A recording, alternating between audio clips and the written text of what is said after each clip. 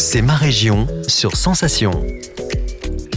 C'est ma région, c'est maintenant. Je suis allé à la rencontre de Mathieu Davina, directeur scientifique du centre de recherche du château de Versailles. Il nous explique le rôle de la Galerie des Glaces.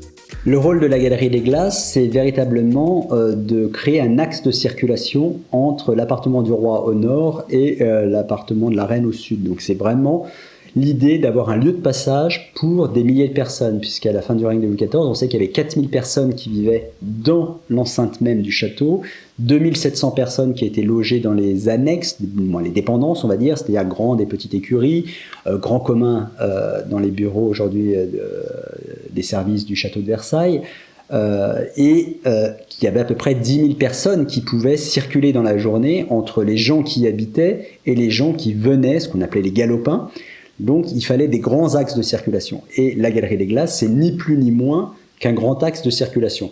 Alors après, Louis XIV lui a donné une dimension politique en choisissant le programme iconographique qui raconte tous ses hauts faits depuis sa prise de pouvoir personnelle en 1661 jusqu'au moment de la construction, c'est-à-dire en 1678, c'est-à-dire la peine Nimègue, c'est-à-dire la fin de la guerre de Hollande. Donc on a un roi majestueux qui est représenté, victorieux, qui écrase, qui foule aux pieds ses ennemis.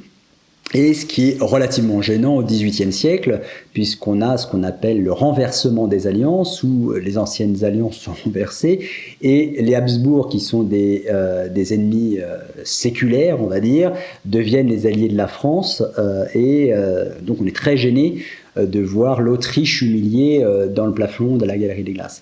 Alors après, les autres usages de la Galerie des Glaces, c'est pour les bals, qui sont assez restreints, parce qu'il faut pouvoir réunir suffisamment de personnes pour pas que ça ait l'air ridicule, parce que sinon les bals se déroulaient dans le salon d'Hercule. Ensuite, on a des réceptions d'ambassadeurs. Il y en a eu 4 sous l'Ancien Régime. Il y a eu la première qui a eu lieu en 1685 avec le Doge de Gênes, où là on n'était pas très bien rodé parce que la galerie n'était pas encore totalement terminée, et où le roi est obligé de descendre de son trône, fendre la foule avec sa canne pour laisser arriver le Doge de Gênes, tellement c'est le boxon, parce que tous les courtisans se sont massés pour voir et il n'arrive pas à avancer. L'année suivante, on a les ambassadeurs du Siam qui viennent. Et là, on est un peu plus aguerri, donc on va clouer directement sur le parquet de la Galerie des Glaces des barrières pour laisser un passage aux ambassadeurs. Ensuite, on a en 1715, peu de temps avant la mort de Louis XIV, l'ambassade de